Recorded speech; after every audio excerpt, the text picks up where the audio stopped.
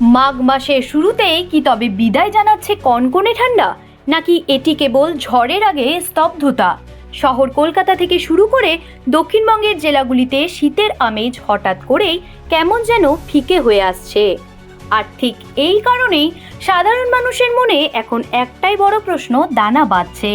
আগামী কয়েকদিনে কি পারদ আরো ঊর্ধ্বমুখী হবে, নাকি কুয়াশার চাদর সরিয়ে আবারও ফিরে আসবে উত্তরে হাওয়ার সেই চেনা দাপট, যা আমাদের হাড় কাঁপানো ঠান্ডার আমেজ দেবে?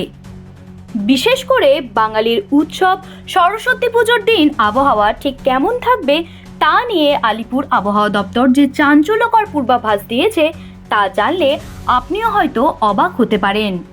কলকাতার আলিপুর আবহাওয়া দপ্তরের দেওয়া তথ্য অনুযায়ী সোমবার যেখানে শহরের সর্বনিম্ন তাপমাত্রা ছিল 13.4 ডিগ্রি সেলসিয়াস, সেখানে মঙ্গলবার ভোরে সেই পারদ প্রায় 1 ডিগ্রি বেড়ে গিয়ে দাঁড়িয়েছে 14.2 ডিগ্রিতে। যদিও এই তাপমাত্রা স্বাভাবিকের চেয়ে সামান্য কম, তবুও দিনের বেলা রোদের তেজ বাড়ার সাথে সাথে শীতের অনুভূতি কার্যত উধাও হয়ে যাচ্ছে এবং সর্বোচ্চ তাপমাত্রা 26 ডিগ্রি সেলসিয়াসের আশেপাশে ঘোরাফেরা করছে।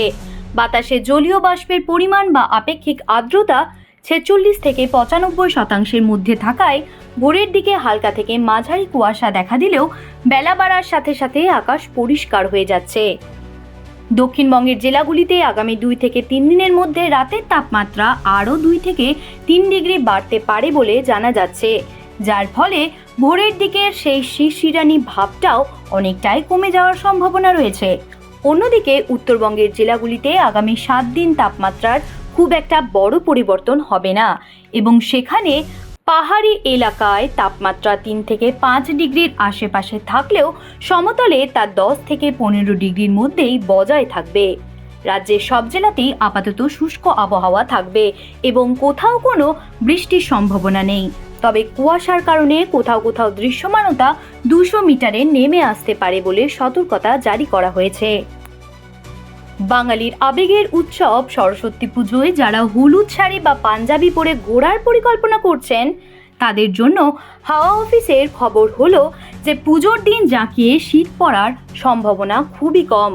তাপমাত্রা নতুন করে খুব একটা না বাড়লেও উত্তরে হাওয়ার অভাবে হাড় কাঁপানো ঠান্ডা অনুভূত হবে না, বরং মনোরম ও শুষ্ক আবহাওয়াতেই কাটবে পুজোর দিনটি। মূলত পশ্চিমী ঝঞ্ঝার কারণেই উত্তরে হাওয়া বাধা পাচ্ছে এবং এর ফলেই মাঘের শুরুতেই শীতের দাপট অনেকটা ঝিমিয়ে পড়েছে বলে মনে করছেন আবহাওয়াবিদের একাংশ। সব মিলিয়ে বলা যায় শীত বিলাসীদের জন্য এই খবরটি কিছুটা মন খারাপের হলেও যারা হালকা ঠান্ডায় ঘুরে বেড়াতে ভালোবাসেন তাদের জন্য আগামী কয়েকদিন বেশ আরামদায়ক হতে চলেছে। প্রকৃতির এই খামখেয়ালি পরিবর্তনের ওপর নজর রেখে আমাদের দৈনন্দিন পরিকল্পনা সাজিয়ে নিতে হবে যাতে সরস্বতী পুজোর আনন্দ ফিকে না হয়ে যায়। আবহাওয়ার প্রতিটি মুহূর্তের আপডেট পেতে চোখ রাখুন আমাদের চ্যানেল হেডলাইন্স কলকাতায়। জ্যোতি সরকারের report, headlines Kolkata. Ma, there's this new Bengali matrimonial website, bebandhan.in. It's safe, verified, and just for us. Really? देर न करें, आज ही रजिस्टर करें।